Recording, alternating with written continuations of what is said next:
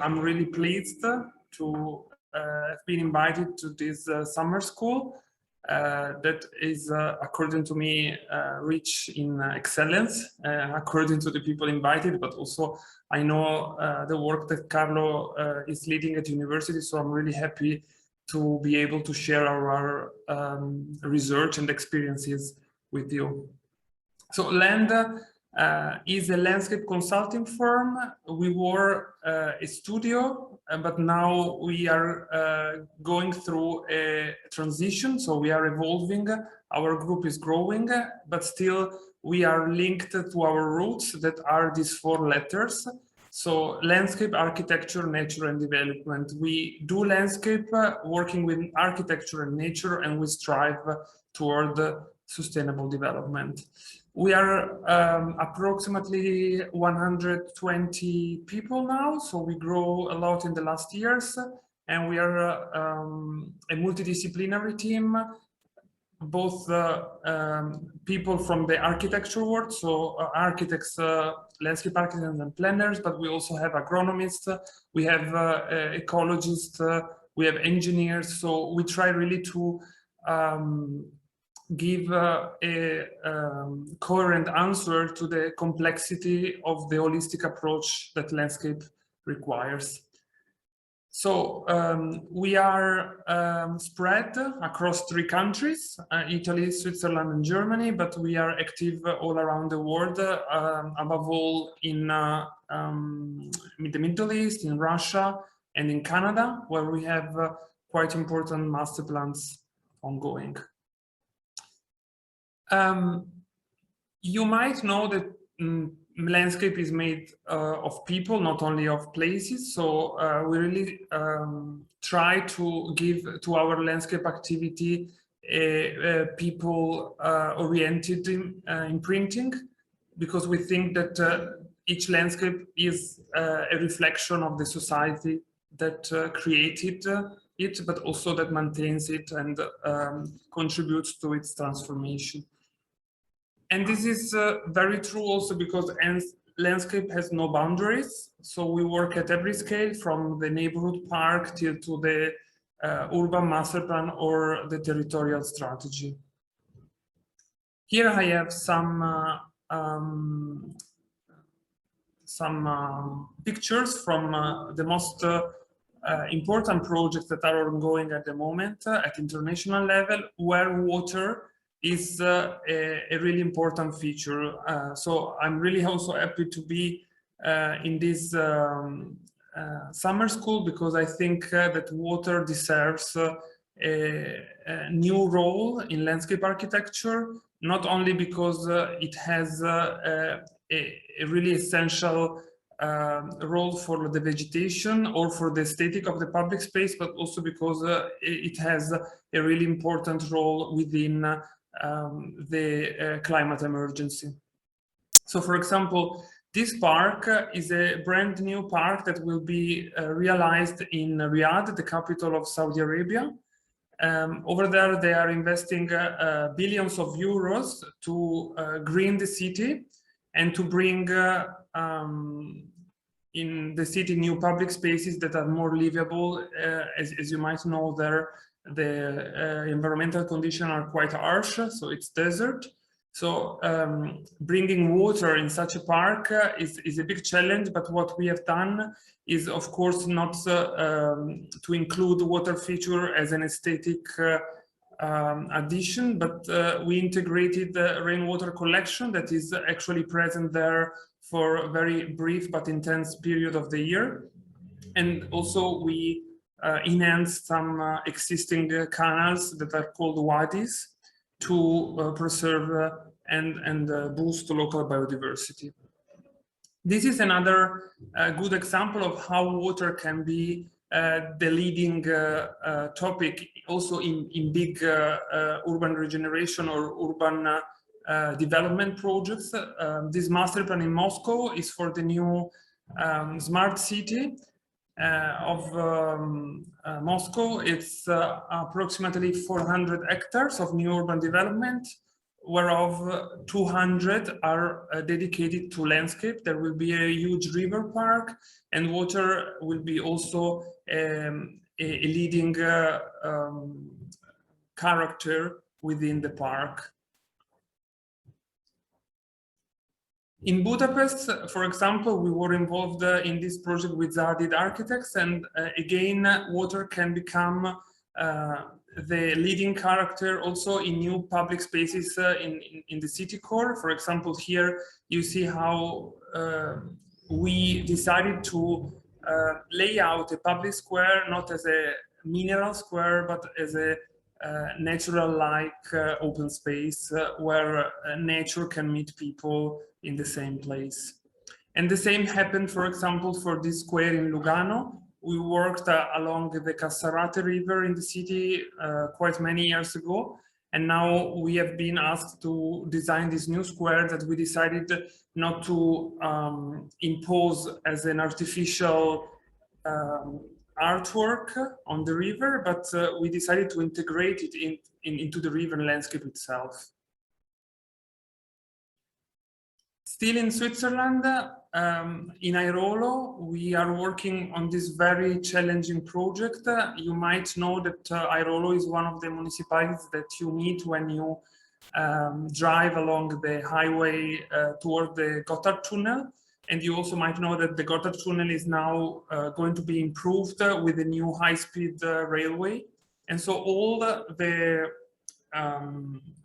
excavation materials from this big building site will be reused to cover the existing infrastructure and to realize this new park that allow the people of Airolo to reconnect with the river Ticino, with the Tessin River, after more than 100 years. Coming finally then to Milan, where water is a very, very ubiquitous element, even though Milan has no lakes or no natural big rivers. But you might know that Milan was built on a very complex canal network, and also previously was a wetland area. So it's a territory rich of water, and unfortunately in the past decades water was not really at the center of landscape design in the city. We were able to bring it back already in the beginning of this millennium, so like 20 years ago, in the Rubattino Park. That is a park, as you can see, mostly interested by infrastructure and is laying on the former industrial area of Maserati car producers. So in this case, water was the element that enabled us to enhance the space underneath the highway, the ring highway of Milan, that otherwise was impossible to conceive as a accessible and valuable public space. So we created this really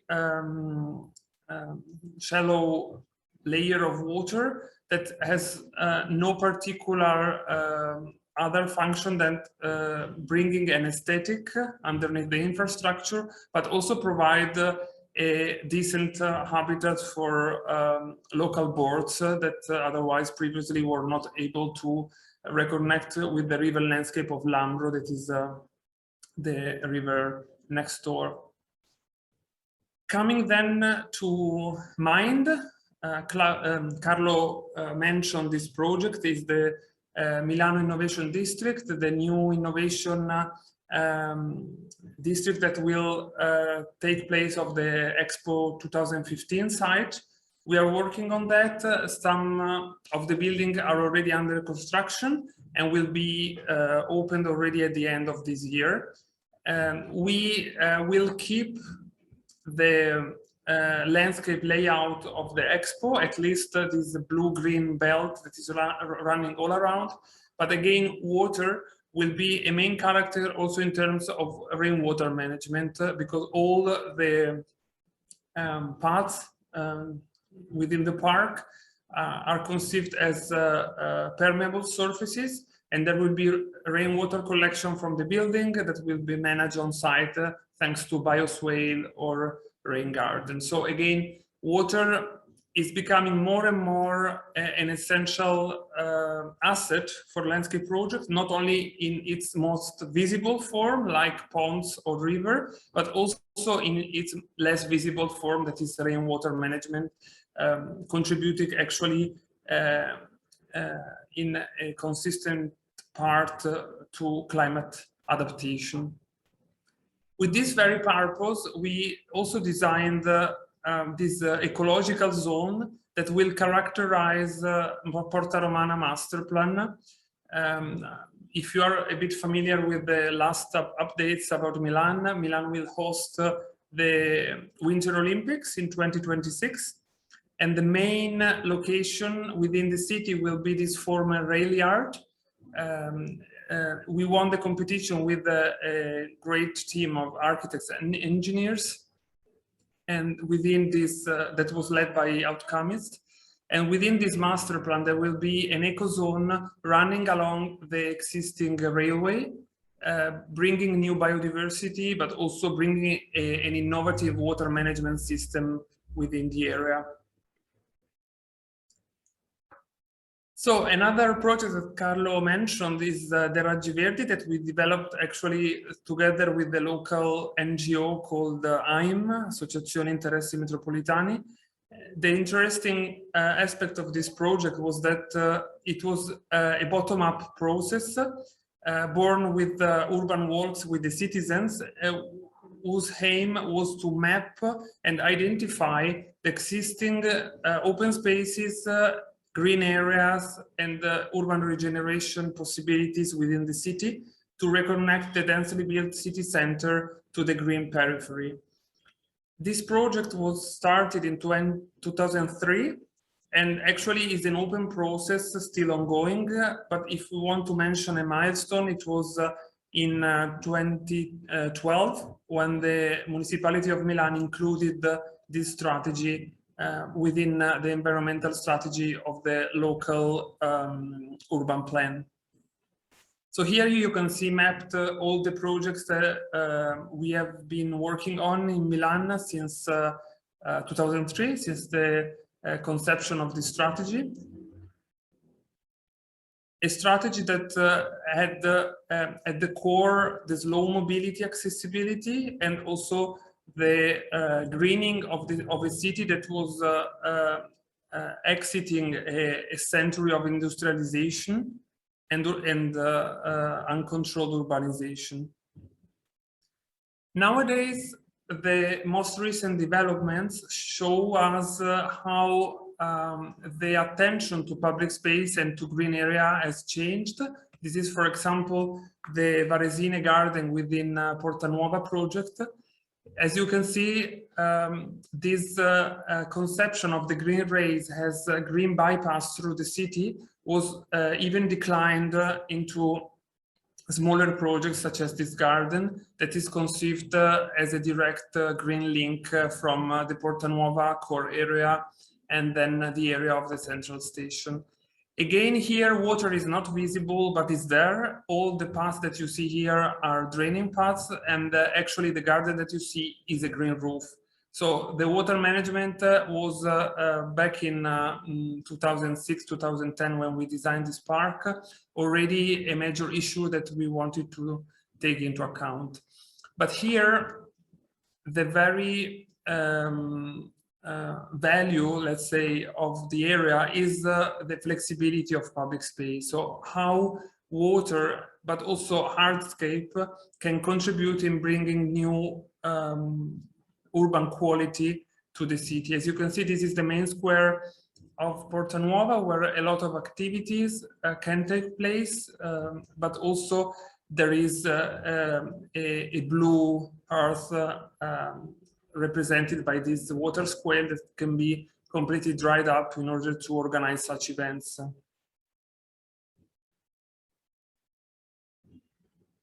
Water is always an element that attracts people and that create the opportunity to play with nature.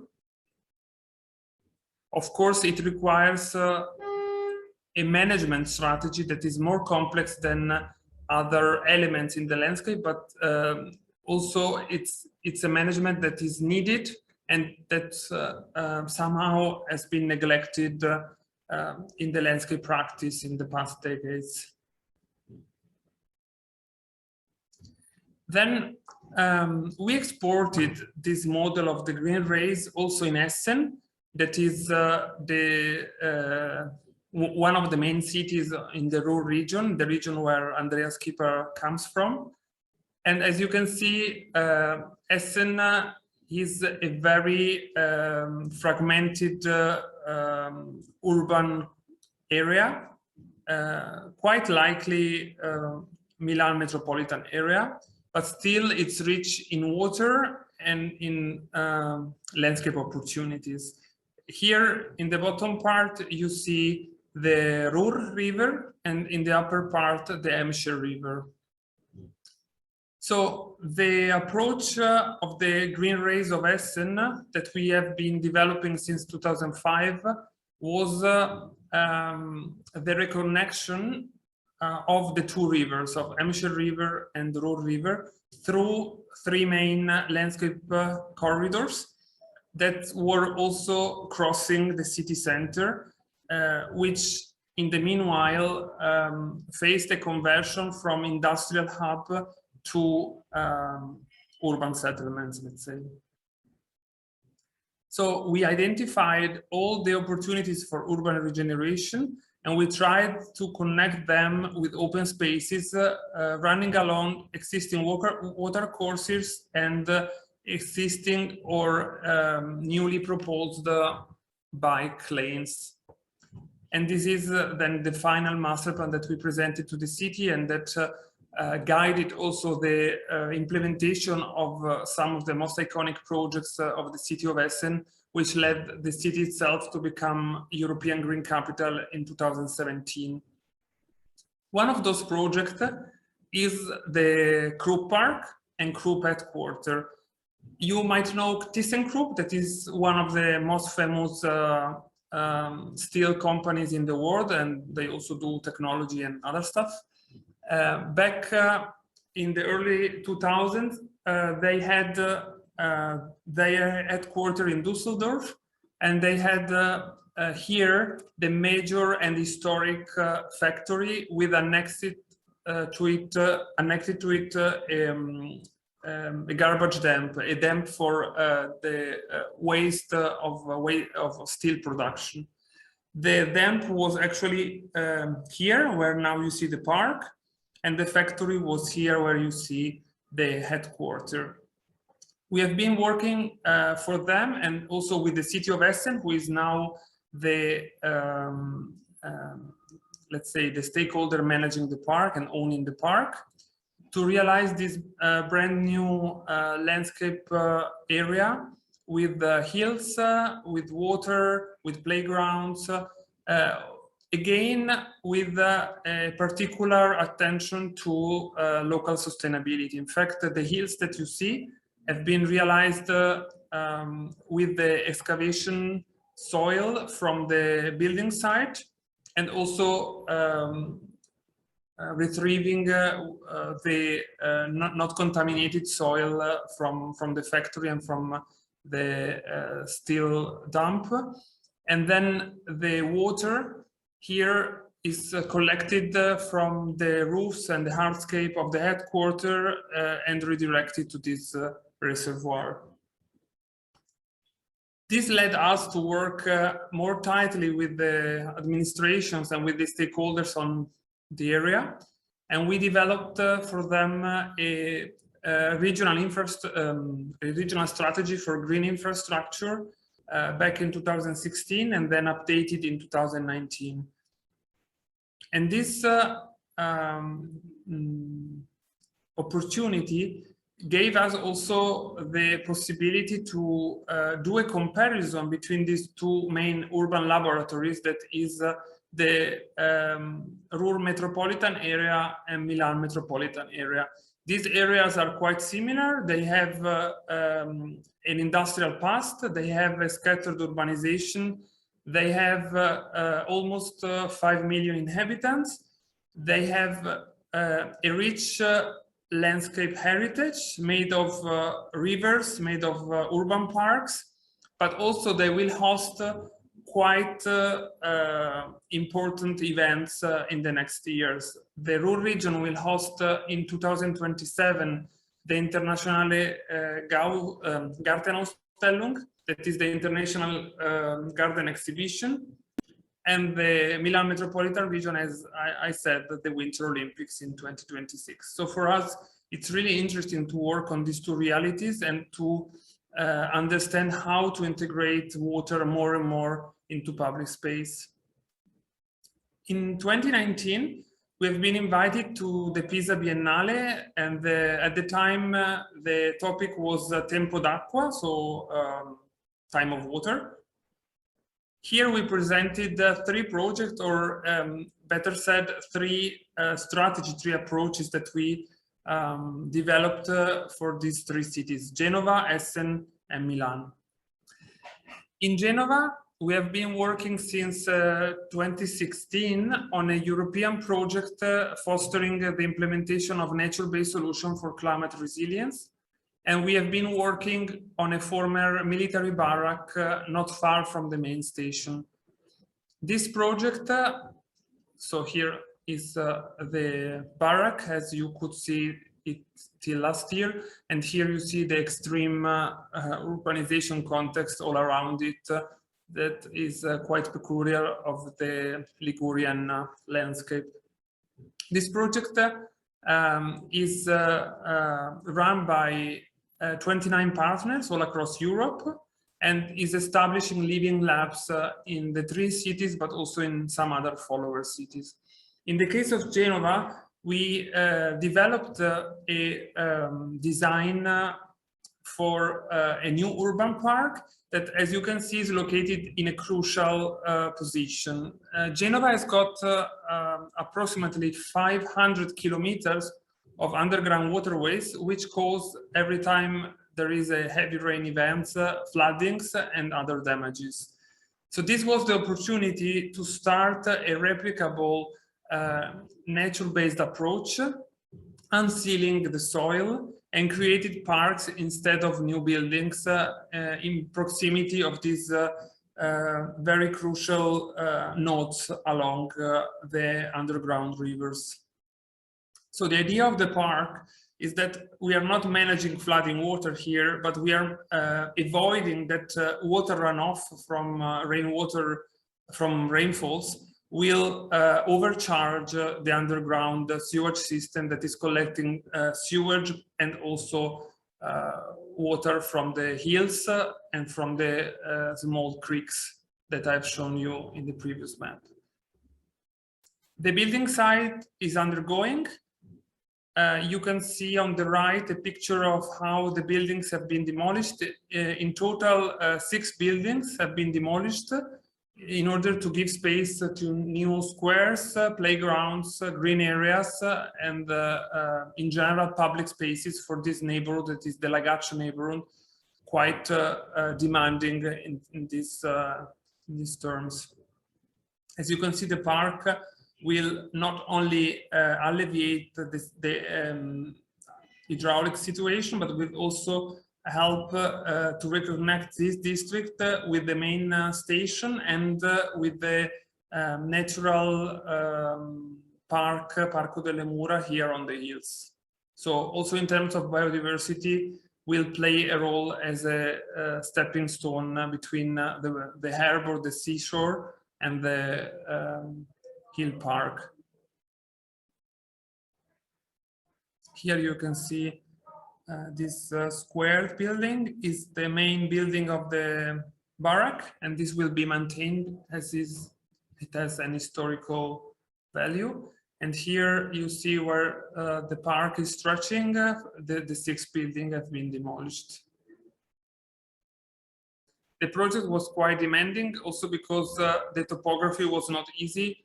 Consider that from this top part of the park till to the beginning here of the new square, there are approximately 75 meters of height gap. So it's was quite complex to manage, also to provide accessibility in almost all the part of the park.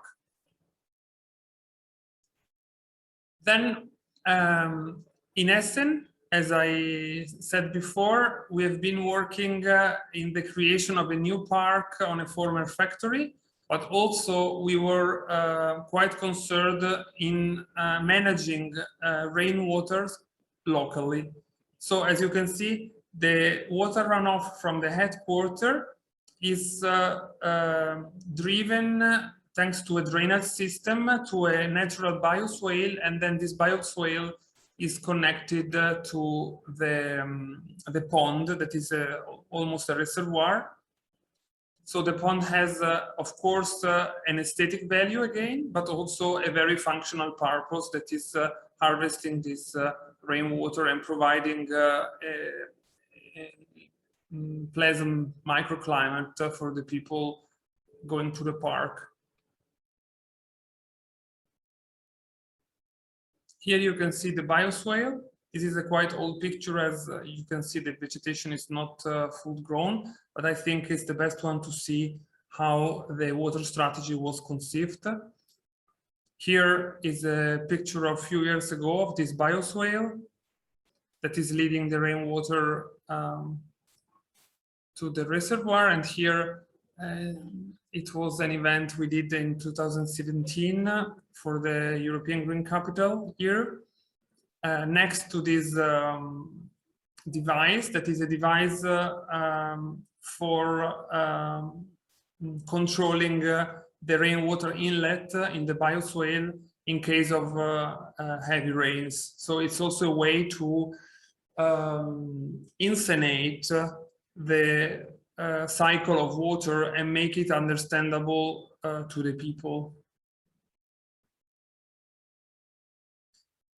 In the headquarter, where the rainwaters are collected, there is also another big pond.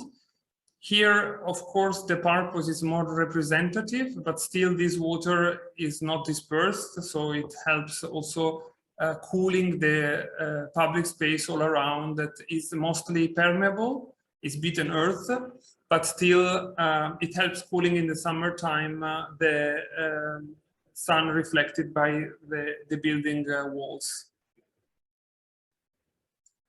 And finally, I brought you an example in Milan that we presented also to the Biennale, and that is the Portello Park. Portello Park is a new urban park placed on the former Alfa Romeo factory, so again a car factory replaced by public space.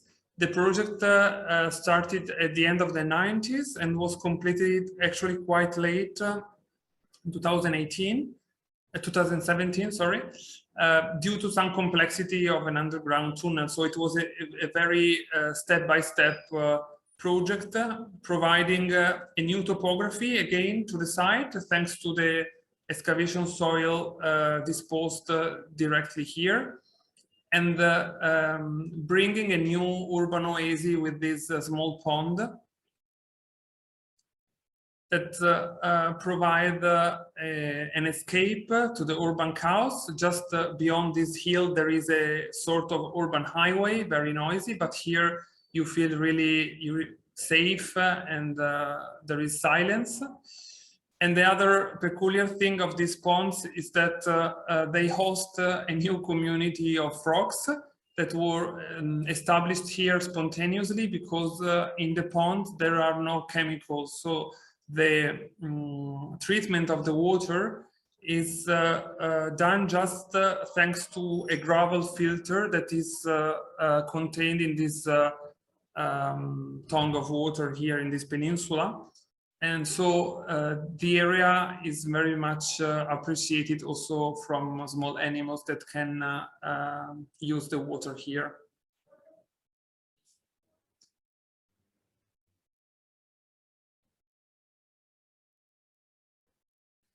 So this dialogue about water brings us also to reflect and think and inquiry, which is our position now in the contrast between the high efficiency required by our society, but also the need for a spirituality that bring us to desire a new contact with nature. Climate change is shaping our lives more and more. You might have seen in the news during this summer how many cities, how many different territories have been hit by floodings, by fires, by other extreme meteorological events. So we cannot say anymore that this is not involving our own community. And of course, communities already stepped forward to ask a new environmental justice, from the Fridays for Future till to the last international agreements about climate emergency. According to a European survey, 87% of Europeans agree that tackling climate change should be a priority to improve public health. So climate change has become a matter of well-being, not only a matter of environmental protection. As it is a matter of well-being, of social and economic order in the city, this has become also a topic of public opinion and luckily a priority in the urban agendas. The European Commission provided back in 2013 with the Green Infrastructure Strategy and 2015 with the Nature-Based Solution Strategy, new policies to address climate adaptation deploying the benefits of ecosystems. Again, in the new European strategy on adaptation to climate change that has been published recently in February this year, promoting nature-based solutions for climate adaptation is one of the main objectives of the Commission, and this is also, of course, connected to new funds. For example, Horizon Europe or the LIFE program are providing funding for these solutions, but also thanks to the Next Generation EU program that is feeding the national recovery plans. For example, in Italy, our recovery plan will foster these sustainable approaches. And again, just to close this chapter of European policies, the new European Biodiversity Strategy to 2030, published in 2020, also emphasizes the role of nature in provided not only environmental benefits, but also social and economic services to the citizens. So these are all references that I recommend to look. They are not so technical because they are strategies and policies, so they're really helpful to understand which is the orientation also at European level in this topic. But not only at European level, there is a mobilization on the topic. Also, some other governmental and non-governmental initiatives have started to gather political leaders, civic associations and citizens to tackle climate change. For example, one of these initiatives is the Nature Positive by 2030 that is trying to bring nature and nature-based solution into our lives in terms of design solutions, avoiding to just mitigate the climate change, but really actively adapting to it and avoiding some of the most negative effects. This is what we call the productive landscapes. So landscapes that can provide multifunctional services to the communities thanks to the ecosystems that they host.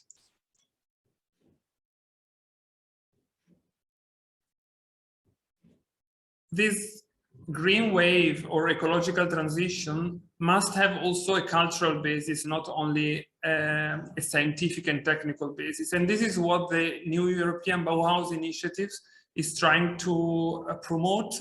This initiative was launched last year, and now it's really creating a debate open to citizens, to practitioners, in order to make the Green Deal land in real life and not only on the political agendas. So we need to rethink our cities, and we need to transform them according to the ecological transition. We need to make a change of perspective from the separation of human and nature towards a new shared space where they can both thrive in a sustainable way. Last year, during the lockdown, we have been thinking and observing how people got aware of the value of public space in cities and how they desire to go out to socialize in a green area. So we ideated a strategy that is called adaptive design. You can find it on our website. It was conceived in a thematic chapter, and one of them, for example, was dedicated to streetscapes. Here you see an animation that is showing how a very busy and sealed street in Milan could become a more livable place, just adding some vegetation, and in this way also improving quite efficiently the microclimate. And this approach also led us to embrace the broader concept of water sensitive design. That is a concept not completely new to our studio, but that now we are really trying to include in our project more and more, also with fostering a tight dialogue with engineers and with other professions, because as I said at the beginning, landscape has no boundaries, not only in terms of geographical boundaries, but also in terms of sectorial boundaries. So landscape requires an holistic approach and require collaboration and cooperation with other disciplines, not just with the architects or with the hydraulic engineers to create a pond.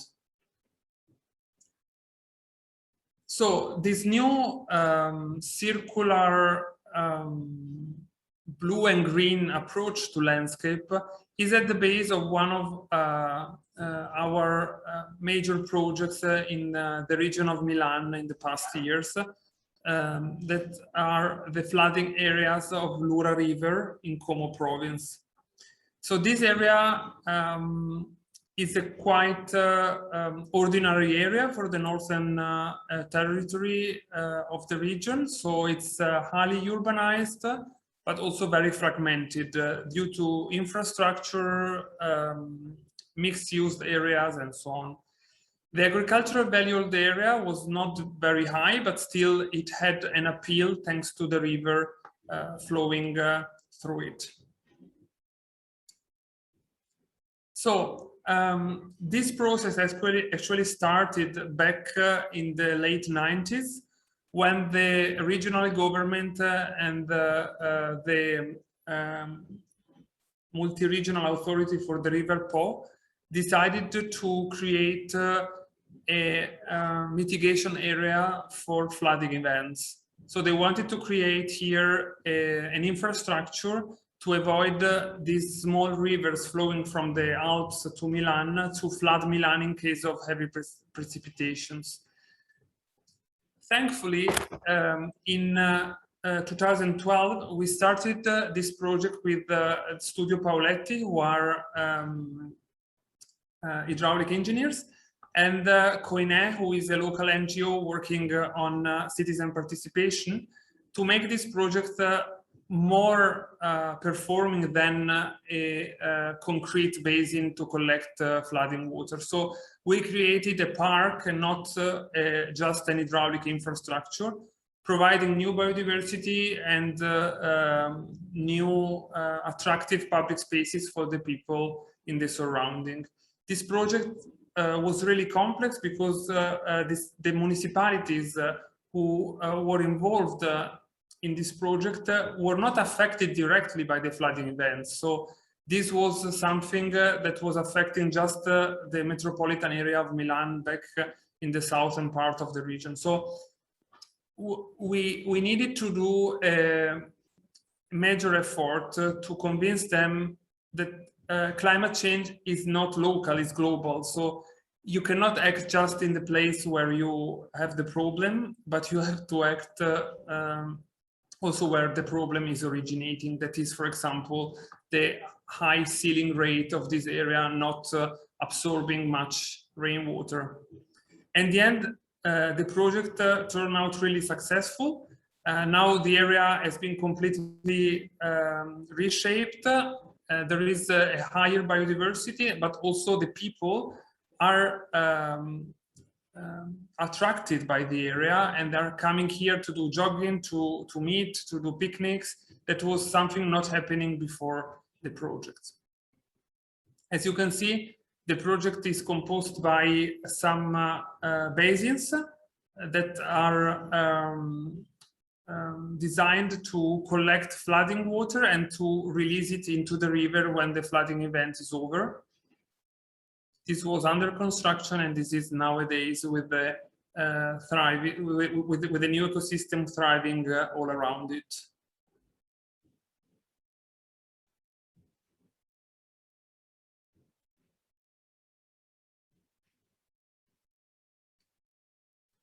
So in one part of the project, there is a permanent pond whose main purpose is to provide a permanent habitat for the birds and other species living here all the year long. The area has a major role also in biodiversity conservation because it's located in one of the regional ecological corridors, and also because it became a stepping stone for the migration of some bird species across Europe.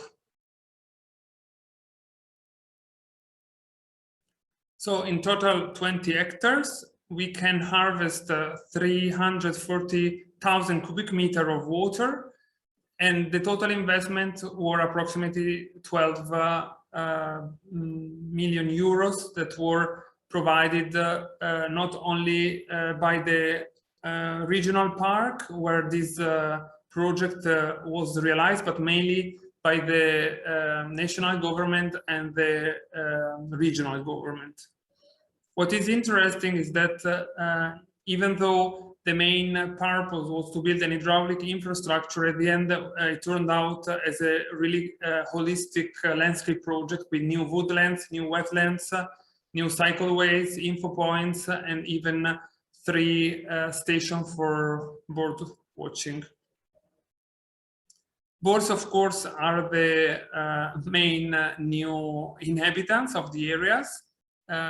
Most of them were not living here before the project, so it was also a really successful strategy to bring back important species to the area that otherwise were lost in their natural habitats. Here you can see the very point where the river is flowing into the basin. So you can see that there is a wall here.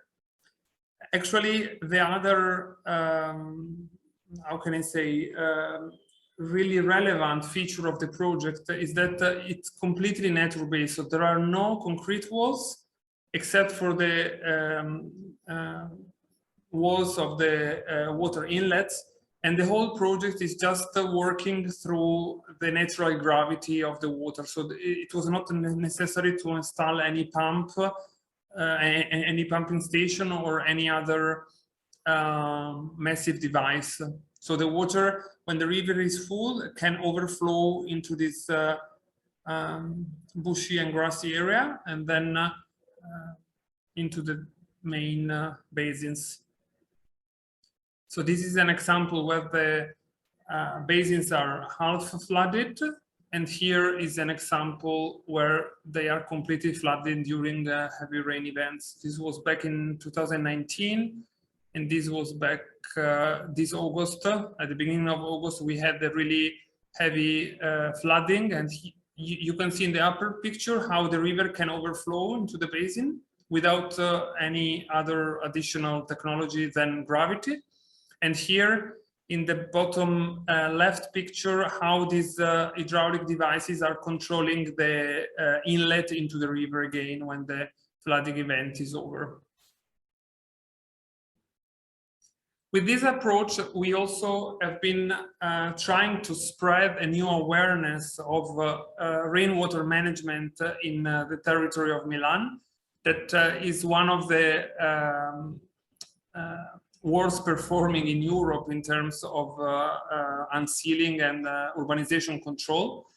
So, for example, here we have been designing and now realizing a new rainwater infiltration park in Arcore, a small municipality northeast of Milan. This area was previously just a crossroad, affected by severe flooding every time that was raining too much. So as you can see, there are two small urbanization here. Again, not very well contained into the landscape, so there is quite a lot of fragmentation. And here, 3 roads cross themselves where the park has been realized. So the situation before the project was just a meadow that was kept free for this very reason, because it was flooded quite often. So 1 hectare in total. You can see the difference of the previous project that was 20 hectares, but you can see also how this small intervention can be very useful in tackling climate effects. So here, as I said, we wanted to dispose the water coming from an overflow drainage system, leading the exceeding water from the sewage system to the streets without any further disposal system. The project envisioned a main depression where we could infiltrate the water, but also some recreational area all around. So there will be a square and some community gardens along the streets, so that the people can also use the area and perceive the cycle of water by leaving the landscape. Here is the hydraulic system. I put it just to give you an idea of the numbers of how much water we can harvest here, and how actually this water cycle is working. So there is some water coming from underground to keep again a permanent pond, also to allow the vegetation to thrive. But the rest of the water will come from runoff and from the rain collector. So working with nature, and above all working with water, require us to change the approach that we had before to the landscape. So it's not a static landscape, it's a dynamic landscape that need to be very flexible in terms of who can use it and when can use it. So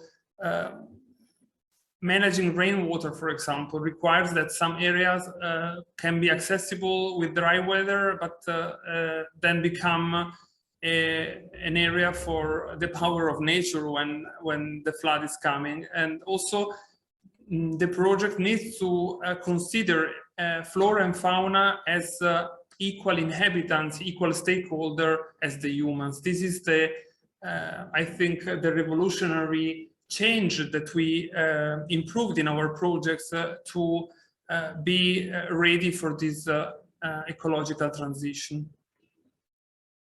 So again, some number. There has been quite a lot of ground to be moved that was managed again in the surroundings, and almost 30 new trees have been planted. These are the pictures from the building site, so back in July, if I remember well, or August. So the park will be opened in next month, in October, and we will publish for sure some nice pictures on our website. At the moment, as you can see, still everything in progress. So this is the main infiltration basin, and in the back you see the water square. Here are some of the solutions that we decided to implement in order to make the park again completely nature-based. So we reshaped some of the irrigation ditches on the area, but then we decided to avoid concrete where it was not needed, and we used this natural engineering to stabilize the slopes. We used this compressed gravel systems to pave the areas, and also wooden slabs for the paths in order to keep it draining and also as natural as possible. We were really keen to work with water in all the possible ways, and so we succeeded in introducing some playgrounds with water. That is something very common in Northern Europe, but unfortunately not very common in Italy, even though it doesn't require too much effort or technical expertise. So here we will have our first playing fountain in the park. And this approach, of course, as you could understand, has a great potential in replication. So as it is a small scale and is addressing some important challenges in urban settlements, we are now working on similar projects all across the metropolitan region of Milan, and hopefully in the future also in other areas. Here, for example, is another infiltration park that we are designing in well, not far from the other park, actually, in the northeast territory of the region, where some overflow from the rainwater collector will be managed in a wide depression that will be, of course, also designed as a public park and not only as an hydraulic device. So again, the adaptive design that we conceived last year is always very present in these projects, because we need to adapt not only our way to design, but also our habits in the public space and in the landscape. So we need to get used to parks that are not completely lush green all the year around, parks that maybe are not completely accessible in all the parts, in order to give nature its space to live and to work efficiently. Another example, again in the same region, is this rain park. As you can see, this rain park can also be very significant in solving crucial matters in terms of urban planning. As you can see here, there is a quite dense neighborhood and two highways crossing in this point. So this area was facing more and more problems with the water runoff, as in the southern part and the western part, the two highways cut the possibility to reconnect the neighborhood with another big agricultural park existing here. So the former use of this area was just an abandoned agricultural area, and you can imagine how it was impacted by the proximity of the two highways. So the idea was to create a park to manage rainwater, but also to create a green buffer to protect the neighborhood area from the infrastructure. This is a visualization of the park that is still not under construction, but we hope soon. And you can see again these small ponds that will be able to manage rainwater. But additionally, in this park, there will be also some phytodepuration plants that are here in the left part, where you see the number 7, as it is water coming from the sewage system. So just coming to an end, because I don't want to bother you. I know you had a quite intensive summer school already, and I know that online hearing is not as passionate as the presence. So I just wanted to underline how this approach and the projects that we have been implementing focusing on water can really impact also the goals, the sustainability goals of the United Nations that are at the core of the Agenda 2030.